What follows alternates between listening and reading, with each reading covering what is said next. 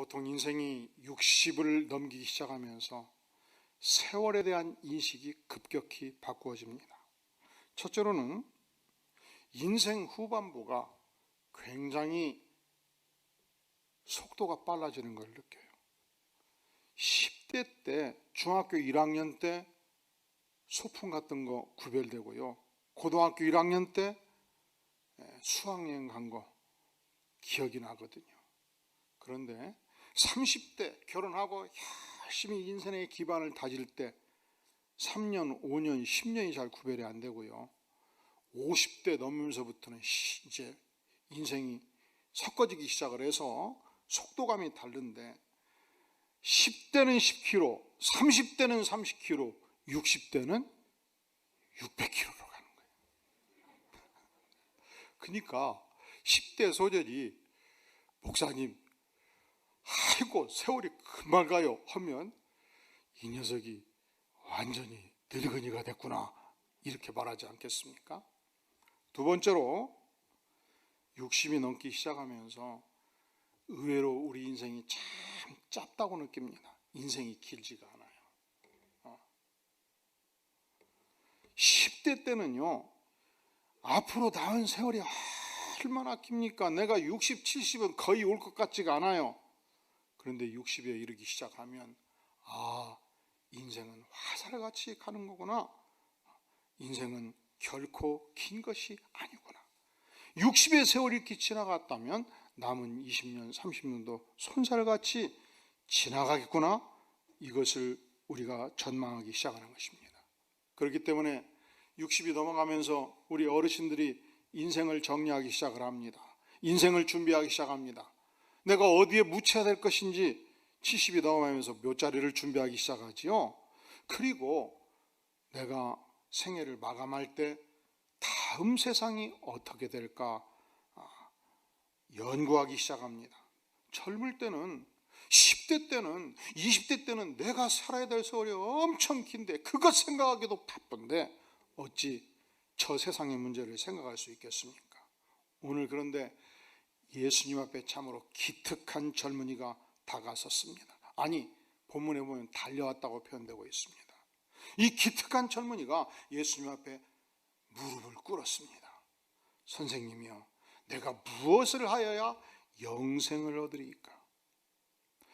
그는 40대 60대 노신사가 아니에요. 그는 젊은이에요. 그런데 그가 묻기를 선생님, 내가 무엇을 하여야 영생을 얻으리까? 영생의 문제를 질문한 것입니다. 우리 주님께서 이 질문 앞에 즉각 답변해요. 이렇게 살았느냐? 어떻게 살면 우리 인생이 영원의 인생이 될 것이냐? 우리 다 함께 18절 19절 같이 한번 읽어볼까요? 시작. 예수께서 이르시되 내가 어찌하여 나를 사다 일컫느냐? 하나님 한 분 외에는 선한 이가 없느니라. 내가 계명을 안 하니 살인하지 말라, 간음하지 말라, 도둑질하지 말라, 거짓 증언하지 말라, 속여 빼앗지 말라, 내 부모를 공경하라 하였느니라. 어떻게 하여야, 무엇을 하여야 영생을 얻으리까? 물었을 때 우리 주님은 복잡한 말씀하시지 않았어요. 너가 십계명을 열심히 잘 지켰느냐? 부모를 공경하였느냐? 거짓 증언하지 않았느냐? 네가 윤리적으로 완성된 삶을 살았느냐? 그러면 대부분의 사람들은 아무리 최선을 다해도 부족한 부분이 많이 있지 않겠습니까? 살짝 속이고 살지도 않았겠습니까? 그런데 놀랍게도 이 젊은이는 즉시 답변을 해요. 20절 그가 여쭤오되 선생님이여, 이것은 내가 어려서부터 어떻게 했다고요? 어려서부터 다 지켰나이다. 이것은 내가 어려서부터 정직하게 다 지켰나이다. 그는 완성된 인격의 사람이었습니다. 그는 정직하게 살았습니다. 그는 윤리적으로 완벽하게 살았습니다. 그는 깨끗한 삶을 살았습니다. 그는 순수했습니다. 이런 사람들이 주변에 평판이 좋지요. 예의 바르지요. 정직하지요. 율법을 철저히 지키지요. 그리고 겸손하지요. 예수님께 와서 납죽 엎드려서 무릎 꿇고 질문하지 않습니까? 그런데 우리 주님이 볼 때 이자가 영생의 길을 가기에는 딱 한 가지가 부족했던 거예요. 딱 한 가지. 무엇이 부족했습니까? 딱 한 가지가 부족했다는 거예요. 자, 21절 시작. 예수께서 그를 보시고 사랑하사 이르시되 내가 아직도 한 가지 부족한 것이 있으니 가서 내게 있는 것을 다 팔아 가난한 자들에게 주라. 그리하면 하늘에서 보화가 내게 있으리라. 그리고 와서 나를 따르라. 딱 한 가지가 부족하다는 거예요. 그것이 무엇입니까? 내 가진 것을 다 팔아서 가난한 자들에게 주어라. 너는 한 가지가 부족한데 하나님보다도 재물을 사랑하는 것이 문제로다. 우리 주님께서 우리 하나님의 백성들에게 하나님을 사랑할 것을 단지 적당히 사랑하라 말씀하신 적이에요. 하나님을 사랑하는 것은 절대적 가치예요. 어떻게 사랑하냐? 한번 따라 볼까요? 마음을 다하며, 목숨을 다하며, 힘을 다하며, 뜻을 다하여 주 너의 하나님을 사랑하라. 그러니까 하나님은 적당히 사랑하는 대상이 아니에요. 하나님은 목숨 걸고 사랑하는 대상이에요. 하나님은 절대적 기준에 의해서 사랑하는 대상이란 말이죠. 그런데 이 절대적 하나님 앞에서 나머지 모든 것은 상대적이에요. 반대로 만약에 재물을 절대적으로 사랑하면 하나님을 사랑하는 것은 그 다음 순위가 되잖아요. 이 한 가지가 부족했다는 것입니다. 하나님을 절대적으로 사랑하라. 이 청년에게 나타나신 하나님, 아니 이 청년이 다가갔던 예수님은 창조주 하나님이셔요. 전능하신 하나님이셔요. 절대적 하나님이셔요. 그 하나님께서 이 젊은이에게 말씀하신 것은 무조건적인 순종의 말씀이에요. 절대적 순종의 말씀이에요. 그리고 예수님을 따랐던 모든 제자들은 이 예수님의 말씀 앞에서 무조건적인 순종, 절대적 순종을 했던 자들입니다. 세리마테, 그는 세무서 관리였습니다. 그는 매일 세무서로 출근하는 자였습니다. 매일 백성들의 세금 액수를 결정했고, 그리고 징수했고, 그리고 부하들을 거느리고 있었습니다. 그런데 주께서 어느 날 세리마테를 찾아오셨습니다. 우리 주님께서 세리마테를 향하여 말씀하셨습니다. 따라해 볼까요? 나를 따르라. 그는 조건을 계산하지 아니했습니다. 그는 즉시 예수님을 따랐습니다. 그는 더 이상 세무서로 출근하지 아니했습니다. 24시간 주님과 동행했습니다. 무조건적인 순종을 한 것입니다. 이렇게 순종할 때 나에게 예수님이 월급을 주실까, 우리 가정을 먹여 살릴까, 그것도 계산하지 않았습니다. 왜냐하면 예수님은 절대자 하나님이시기 때문에, 왜냐하면 예수님은 창조주 하나님이시기 때문에, 왜냐하면 그분은 내 인생의 유일한 스승이기 때문에, 그것이 영생의 길이고 그것이 제자의 길입니다. 베드로, 그는 갈릴리 어부였습니다. 그는 매일같이 그물을 닫고 배를 전진시켜서 물고기를 잡는 어부였습니다. 그는 이 갈릴리 호수에서 어느 지역에 가면 어떤 물고기가 많이 잡히는지 계절별로 모두 암송하고 있었습니다. 어느 날 만선이 되면 가득 배에 물고기를 채우게 되면 때로 200만 원도 벌고 500만도 벌었던 이 갈릴리 어부였습니다. 그런데 어느 날 주께서 찾아오셨습니다. 나 베드로를 주목하셨습니다. 그리고 말씀하셨습니다. 따라해 볼까요? 나를 따르라. 그는 즉시 이 전능하신 하나님의 부름 앞에, 창조주의 부름 앞에, 메시아의 부름 앞에 물고기를 버려두었습니다. 어명을 버려두었습니다. 선박을 버려두었습니다. 그리고 즉시 예수님을 따랐습니다. 조건 없이 예수님이 나에게 월급을 줄 것인가, 예수님이 나에게 우리 가정을 먹여서 할 것인가, 아무런 조건 없이 100% 주님을 따랐습니다. 그러니까 이럴 때 가장 속삭은 사람이 있어요.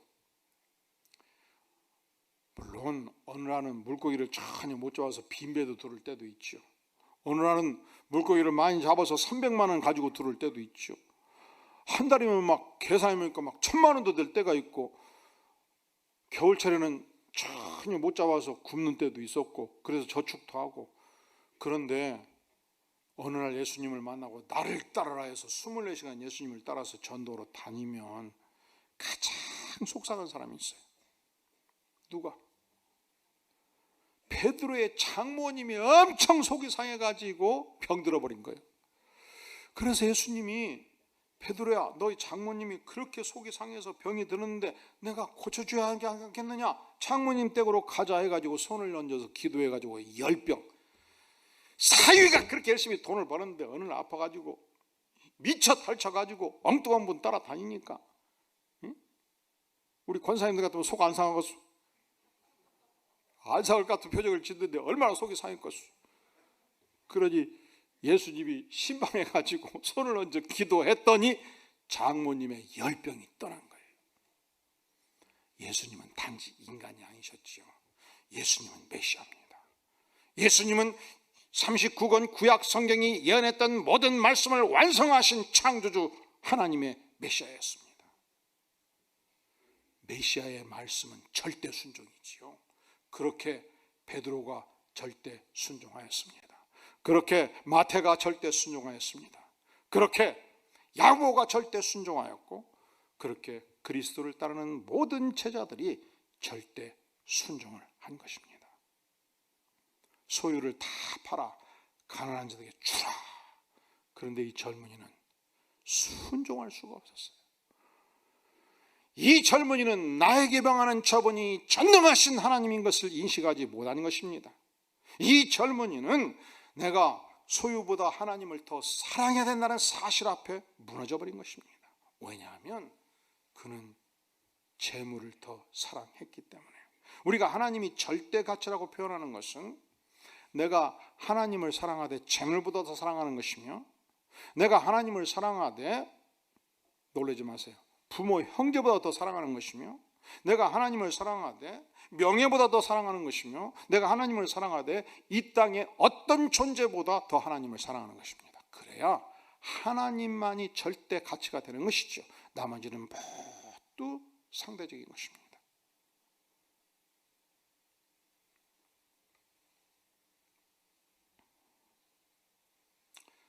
3세기경 로마 제국의 수도 로마시에 역병이 창궐하기 시작했습니다. 매일 5,000명씩 역병으로 죽어가고 있었습니다. 당시 이방 종교의 사제들은 두려움에 떨면서 이 환자들이 발생하면 거리에 내쫓았습니다. 그리고 부자들, 고위층 관리들은 도시를 신속하게 떠났습니다. 왜냐하면 그들은 가진 것이 많기 때문에 해변가에, 그리고 먼 지역에 별장들을 가지고 있었던 것만큼 역병의 도시에 살 이유가 없었던 것이죠. 당시 그리스도인들은 데시우스 황제 치하에서 혹독한 핍박을 받고 있었습니다. 그런데 성도들은 요지부동 도시를 지키고 있었습니다. 저들은 이 역병의 환자들을 종교를 초월해서 돌보고 있었습니다. 역병의 환자들이 임종할 때 그 곁을 지켜주었고, 복음을 증거했고, 임종의 예배를 드렸습니다. 그렇게 병자를 돌보다가 때로 역병에 감염돼서 세상을 뜨기도 했습니다. 그래도 저들은 요지부동 환자 돌보는 것을 멈추지 아니했습니다. 그때 그리스도인들은 별칭을 얻게 되었습니다. 파라볼라노이, 위험을 무릅쓰는 자들. 하나님을 사랑하고 예수 그리스도의 제자된 자들은, 이 땅의 진정한 그리스도인들은 사실은 위험을 무릅쓰는 자들입니다. 왜냐하면 하나님을 사랑하되 재물보다 하나님을 사랑하는 자들이기 때문에, 하나님을 사랑하되 자신의 목숨보다도 하나님을 사랑하기 때문에, 하나님을 사랑하되 명예보다도 하나님을 사랑하기 때문에. 제가 이 지역에서 목회를 하다 보면 가끔 명망가들을 만날 때가 있죠. 명함을 주고받지 않습니까? 그런데 명함의 뒷면에 수원시 장로연합회 회장, 무슨 기업 회장 해가지고 권선구 방범협회 이사장 해가지고 한 15개 쫙 이름이 있는 분들이 있어요. 이렇게 살려면 제가 볼 때 굉장히 많이 베풀어야 될 것 같아요. 그잖아요. 그렇게 열심히 사람들을 만나야 될 것 같아요. 그리고 이름 하나하나 이주하기 위해서 굉장히 정성을 들여야 될 것 같아요. 이분은 틀림없어요.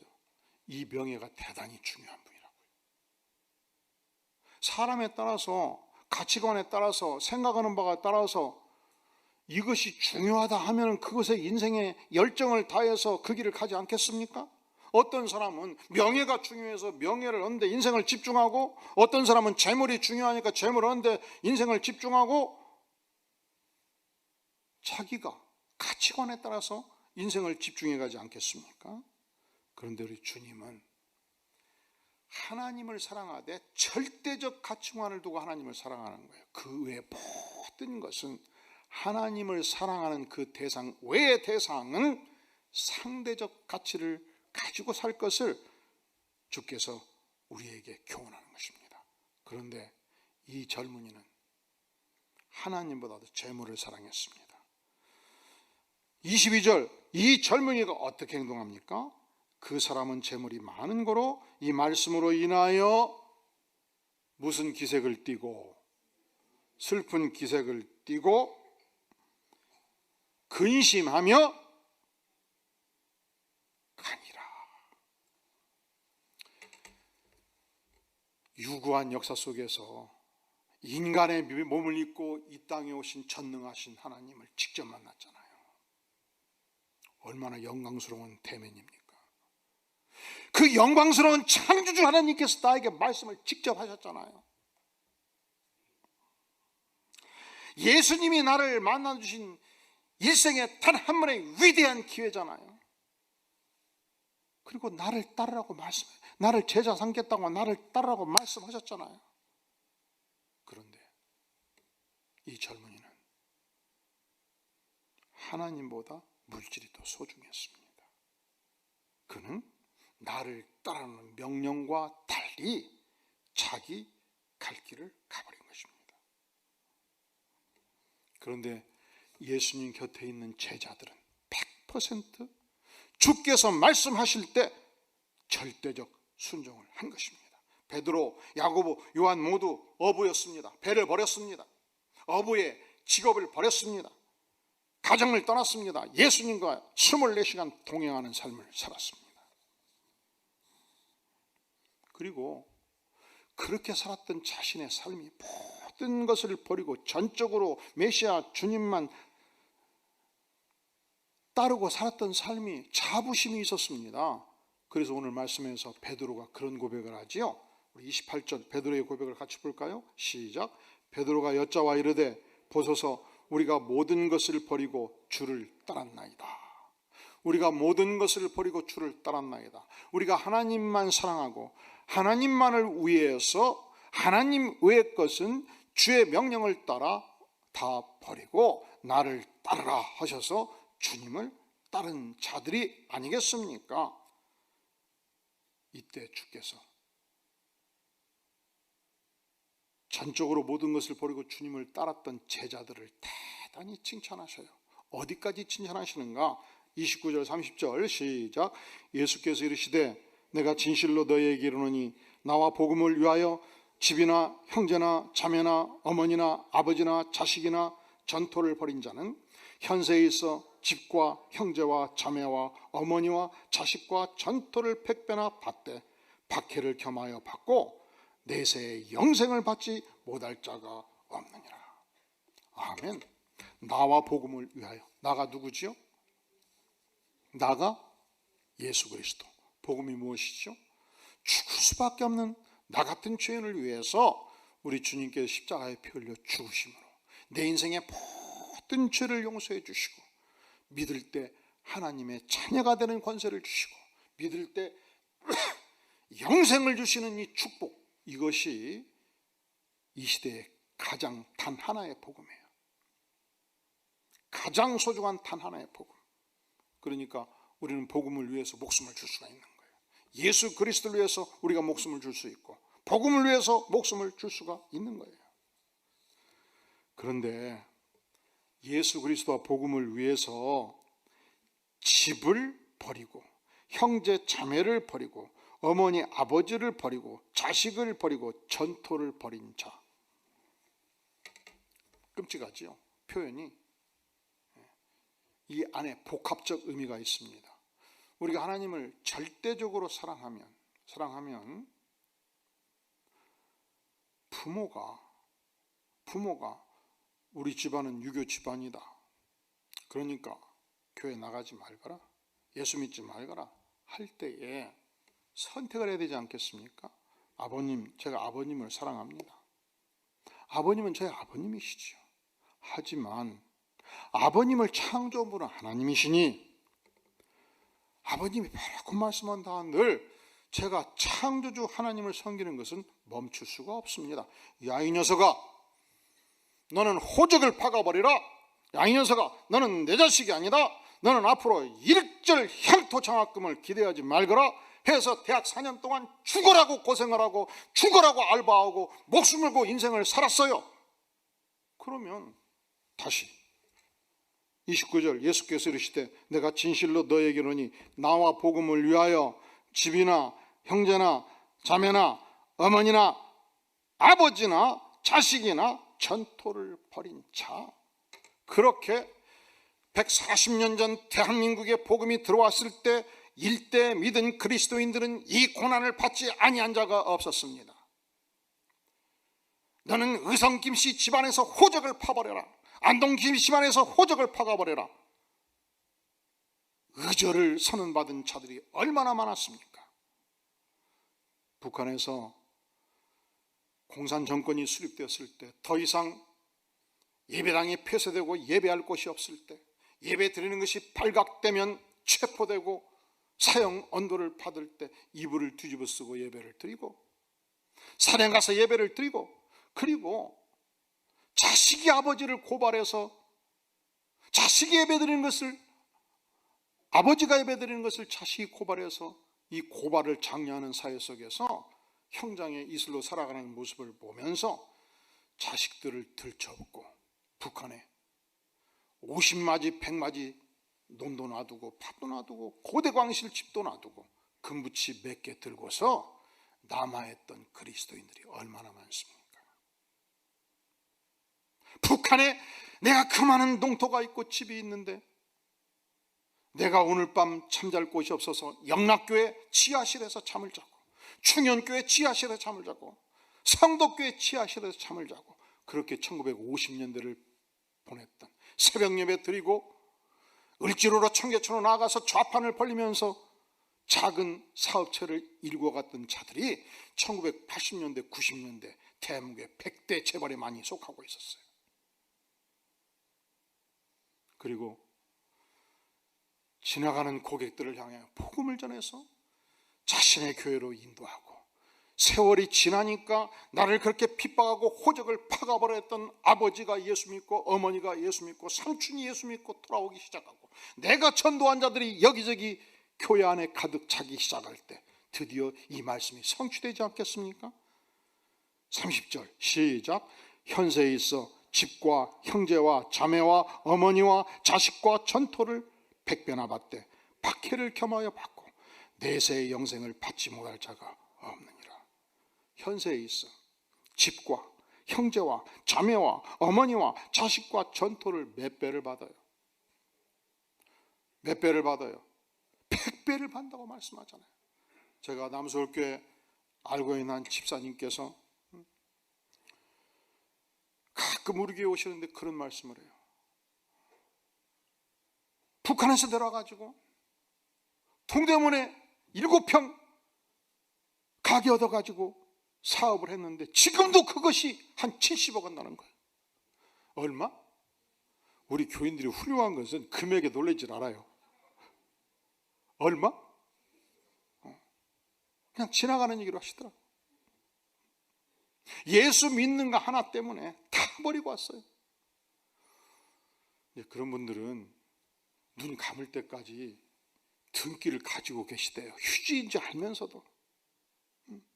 하나님이 100배 보상해 주시잖아요. 세월이 지나서 5년이 지나고 10년이 지나니까 형제도 돌아오고 삼촌도 돌아오고 아버지도 예수 믿고 어머니도 예수 믿고 내가 전도한 자리 여기저기 교회에 많고 하나님께서 100배로 보상해 주시잖아요. 그런데 그 세월 동안 끊임없었습니다. 핍박이 끊임이 없었습니다. 천토를 백배나 받되 박해를 겸하여 받고 내세에 영생을 받지 못할 자가 없느니라. 주께서 영생의 축복을 주시겠다 말씀하시지 않습니까? 오늘 주께서 우리에게 영생을 얻는 길, 참된 제자의 길이 무엇인가를 말씀합니다. 그것은 우리가 하나님을 사랑하되 적당히 사랑하는 삶이 아니라는 거예요. 절대적으로 목숨을 걸고 하나님을 사랑하라 말씀합니다. 두 번째로 우리 생애 속에서 하나님 외에 하나님보다 더 사랑하는 대상이 있다면 그것이 무엇이든지 우상을 타파하라는 것입니다. 우상이란 하나님 외에 숭배하는 어떤 대상이에요. 우리는 우상하면 불상을 갖다 놓든지 마호메트 상을 갖다 놓든지 그 형상의 우상만을 생각하기 쉬운데, 하나님 외에 하나님같이 숭배하는 정신적 어떤 존재 모두 타파하라는 것입니다. 그렇다면 사랑하는 성도 여러분, 여러분은 하나님보다 더 사모하고 하나님보다 더 소중하고 하나님보다 더 추구하는 의미를 부여하는 어떤 대상이 존재하지 않습니까? 제가 목회를 하면서 사업을 일구시는 분들을 보면 존경스러워요. 얼마나 어느 분야나 이 대한민국에서 경쟁이 치열하지 않는 분야는 없습니다. 그러니까 한 분야에서 사업가라서 일반적 의미에서 성공했다라는 이야기를 들으려면 쉽지가 않습니다. 초창기 자본을 축적하기 위해서 열심히 근검 전략하면서 자금을 모으지 않습니까? 이제 사업체가 자라가면 전문적 기술을 갖지 않고서는 도무지 사업이 자라가지 않으니까 전국의 사람들을 모집을 해서 기술자를 모집해서 기술 개발하지 않겠습니까? 그렇게 10년, 20년, 30년 새벽도 없고 밤도 없고 철력 투구 이 경쟁 사회에서 사업을 일구어서 드디어 안정권에 들어갈 때 내가 많이 이루었다라고 생각할 때 보니까 이제 세상 뜰 날이 된 거예요. 묻습니다. 사업이 소중하지요. 그렇게 사업할 수 있어요.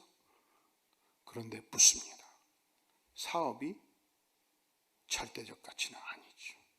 사업이 우상이 되어서는 안 됩니다. 학자에게 있어서 학문하는 사람에게 있어서 학문이 얼마나 소중합니까? 박사학위를 따기 위해서 목숨을 걸었죠. 박사학위로 끝나지 않습니다. 계속 논문을 써야죠. 그래서 한 분야에서 유능한 학자라고 평판을 듣기 시작하려면 20년, 30년 학문에 매진해야 되지 않겠습니까? 이런 자세 없이 어떻게 유능한 학자가 될 수 있겠습니까? 그런데 이제 내가 학문의 영역에서 이루었다 싶을 때 인생이 끝나요. 나는 학문을 위해서 죽고 살기로 인생을 살았어요. 세상은 그를 훌륭하다고 말해요. 하나님은 뭐라고 평가하겠습니까? 너에게 학문은 우상이었다 말씀하시지 않겠습니까? 한 고급 기술자가 있습니다. 밤낮 없이 남 잘 때 잠 안 자고 남 놀 때 안 놀고 기술 개발에 매진을 했습니다. 특허를 15개, 20개를 얻었습니다. 그래서 이제 드디어 내가 살만하다 싶고 눈 떠보니까 인생 마지막에 왔습니다. 그럼 하나님이 뭐라고 할까요? 너는 특허 우상에 빠져 있구나.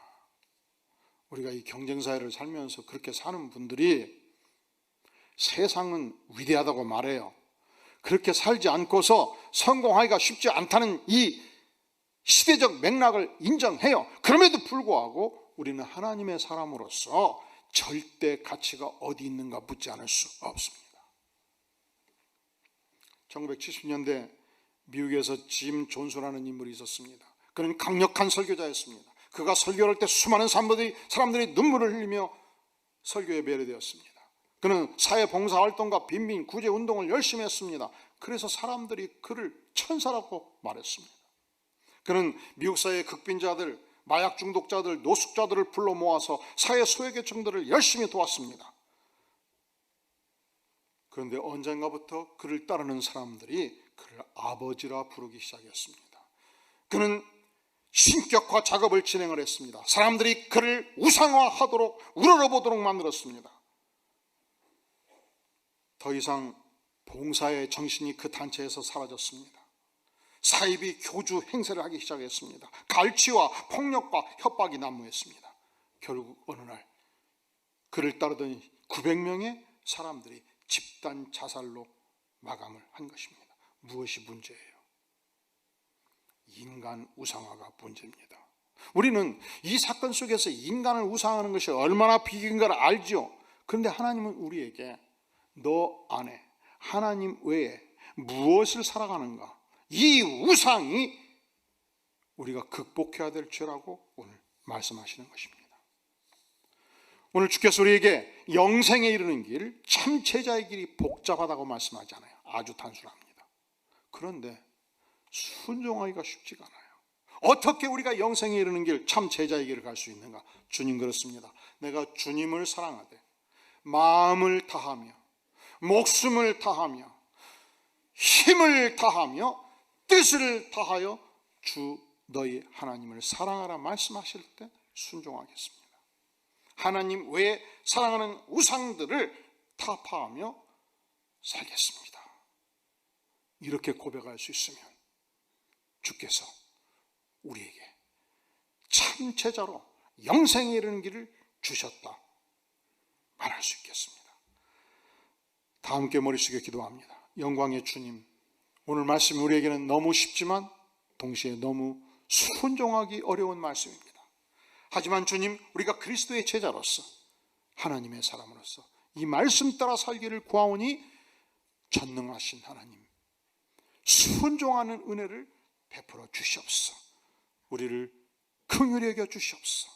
예수님의 이름으로 간절히 기도하옵나이다. 아멘.